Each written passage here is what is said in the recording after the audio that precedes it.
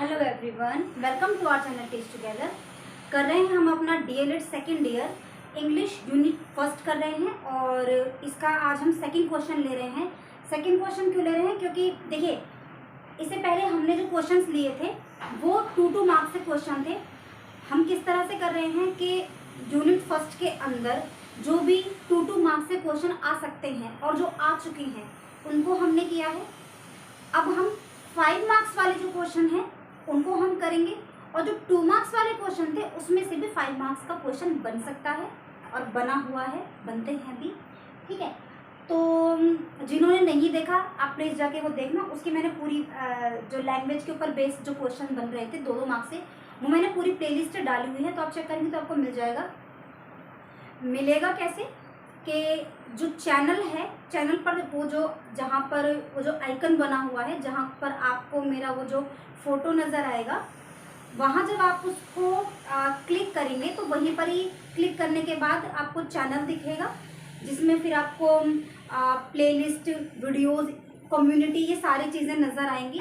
वहाँ पर जो प्लेलिस्ट होगा, प्लेलिस्ट पे आप जब क्लिक करेंगे तो वहाँ आपको कुछ 4-5 प्लेलिस्ट, 5 से 6 प्लेलिस्ट मैंने बनाई हुई है।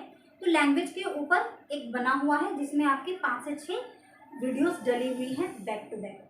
ठीक है, तो देखिए अब यहाँ आ जाइए। अभी यहाँ आपके 5 मार्क्स का क्वेश्चन, तो क्वेश्चन किस तरह से है देखो। और ये क्वेश्चन आया हुआ है, ये आपके 2019 में ये क्वेश्चन आया है। ठीक है, तो देखो क्वेश्चन क्या है, what are the theories of the origin of language. देखो ओरिजिन ऑफ लैंग्वेज का मतलब क्या है, या फिर क्वेश्चन ही अपने आप में बड़ा क्रिटिकल है। क्रिटिकल तो मैं देखो नहीं डराऊंगी आपको। क्रिटिकल मतलब कि आप इसमें ना डाल सकते हो अपने मुताबिक। अगर आपको चीज़ समझ में आ जाए कि क्वेश्चन पूछ क्या रहा है तो बहुत इजीली बता सकते हो कि क्या है। पहले यहाँ पर हम समझते हैं कि ओरिजिन क्या है।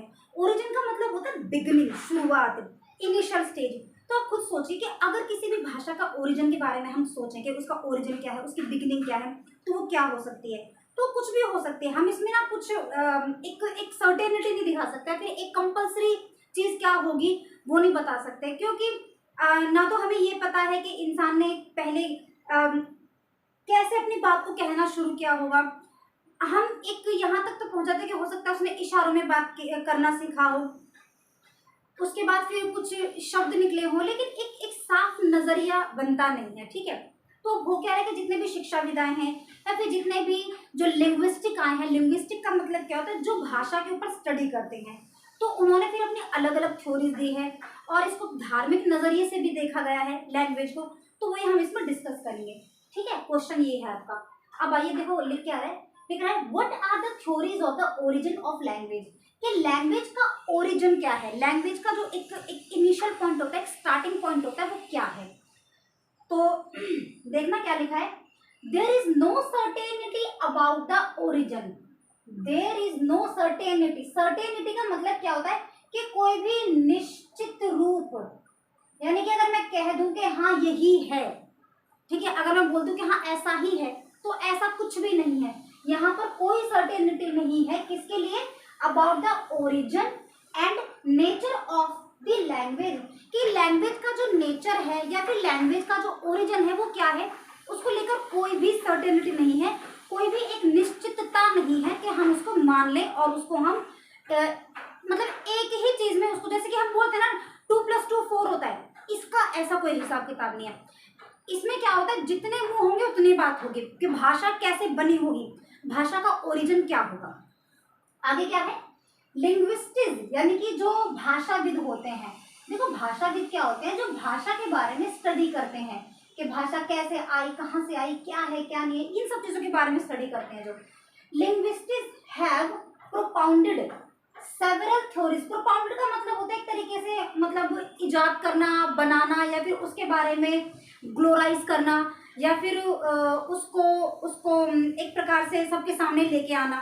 ठीक है, तो लिंग्विस्टिक्स हैव प्रोपाउंडेड कि लिंग्विस्टिक्स ने ये पाया है सेवरल थ्योरीज। उन्होंने कई तरह की, सेवरल मतलब कि तरह तरह की थ्योरीज उन्होंने दी है regarding of the origin of language. के ओरिजिन ऑफ लैंग्वेज के रिगार्डिंग जो हमारे लिंग्विस्टिक्स हैं उन्होंने तरह तरह की थ्योरी बताई है। ठीक है, तो कोई एक थ्योरी नहीं है जिस पर वो अटक गए, या फिर ऐसा नहीं है कि भाई जितने भी लिंग्विस्टिक्स आए उनके लिए वो एक ही थ्योरी बन के रहे या फिर सब कोई एक पॉइंट पर आकर रुके, ऐसा नहीं है। Language includes all those verbal and non verbal action of human beings. जब बात करते हैं हम लैंग्वेज की, तो लैंग्वेज में क्या होता है कि इसमें इंक्लूड होता है। इंक्लूड का मतलब क्या होता है, किसी चीज का होना। तो language include all those verbal and non verbal things. Verbal होता है जो आप बोल रहे हैं, आप जो कह रहे हैं। नॉन वर्बल क्या होता है कि आप बोल नहीं रहे, फिर चाहे आप उसको एज अ रिटर्न कर रहे हैं, फिर चाहे आप उसको इशारों में आप कुछ कहने की कोशिश कर रहे हैं। बट वर्बल में क्या होता है कि आप बोलते हैं, और नॉन वर्बल में क्या होता है कि आप बोलते नहीं हैं। बेसिकली आप क्या कर रहे हैं, आप वर्ड्स का यूज नहीं कर रहे हैं in the term of non verbal. ठीक है, तो फिर से देखते हैं। Language includes all those verbal and non verbal action of human being. तो ह्यूमन बीइंग जो होते हैं, जब वो लैंग्वेज की बात करते हैं, तो वो वर्बल और नॉन वर्बल, अगर हम इशारे में बात करें तो वो भी एक लैंग्वेज ही है। ठीक है, ऐसा नहीं कि आप उसको लैंग्वेज में कंसिडर नहीं करेंगे, आप उसको लैंग्वेज में कंसिडर करेंगे। ठीक है, of human being that are related to communication of ideas, gesture, posture. तो वो किससे रिलेटेड कर रहा है, वो रिलेटेड कर रहा है आपके कम्युनिकेशन से। कि आप क्या बात कर रहे हो, आपके कम्युनिकेशन से रिलेट कर रहा है, जिसमें कि आपके आइडियाज होते हैं, आपके गेस्चर होते हैं। गेस्चर यानी कि आपके हाव भाव, कि आप किसी को कैसे इशारा कर रहे हैं। आप जो भी किसी को आप गेस्चरिंग जब करते हैं, तो जिस तरह का आप गेस्चर कर रहे हैं सामने वाले को पता होता है, समटाइम थर्ड पर्सन को नहीं पता होता। या फिर ऐसा भी होता है कि कुछ गेस्चर्स ऐसे होते हैं जो यूनिवर्सल होते हैं। जैसे कि अगर मैं बोलूँ कीप क्वाइट, तो मैं अपने माउथ पर फिंगर पुट कर दूंगी, तो इसका मतलब क्या है, कीप क्वाइट। या फिर अगर मैं स्लो बोलूँ तो मैं डाउन टू माई हैंड करूंगी कि स्लो करो, इसको डाउन करो। तो ये कुछ ऐसे गेस्चर होते हैं जो कि मतलब हर कोई इनको समझता है, but there are some gestures जो कि कुछ ही लोगों को समझ आते हैं। वो आप खुद से एक तरीके से जनरेट करते हैं। अब इसमें हो क्या, बातचीत तो हो ही रही है ना, ऐसा तो नहीं ना कि बातचीत नहीं कर रहे आप। तो इसमें आपका गेस्चर और पोस्चर मतलब कि how to react your body, कि आप अपनी बॉडी से भी किसी को कुछ दर्शा रहे हैं। वो भी एक भाषा का ही रूप है, वो भी एक लैंग्वेज का ही एक रूप है। आई बात समझ में?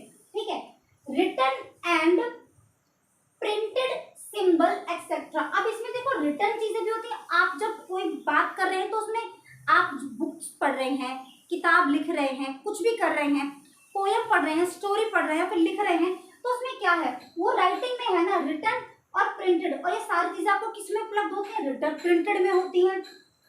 और ये क्या होता है, सिंबल होते हैं। हम पढ़ चुके हैं पहले कि जो लैंग्वेज है वो सिंबॉलिक कैसे, क्योंकि सिंबल से कुछ होते हैं जो आपको भाषा के बारे में, लैंग्वेज के बारे में बताते हैं। अगर आपने नहीं देखा ना तो प्लीज आप देखना, आपको पता चलेगा कि जो लैंग्वेज होती है हम उसको सिंबॉलिक कैसे बोलते हैं।